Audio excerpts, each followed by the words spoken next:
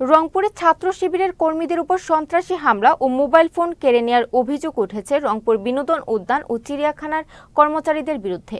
শনিবার Rangpur police line স্কুলের পাশে চিড়িয়াখানার সামনে এই ঘটনা ঘটে।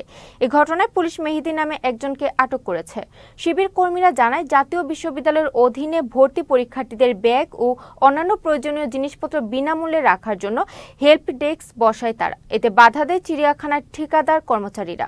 তারা নিজেরাই অর্থের বিনিময়ে হেল্প ডেস্ক খুলে প্রয়োজনীয় জিনিসপত্র রাখতে বাধ্য করে পরীক্ষার্থীদের। এক পর্যায়ে শিবিরের কয়েকজন কর্মীকে তুলে নিয়ে গিয়ে বেধড়ক পেটায় ঠিকাদার কর্মচারীরা। এর প্রতিবাদে বিকেলে রংপুর তাৎক্ষণিক মিছিল করে শিবির।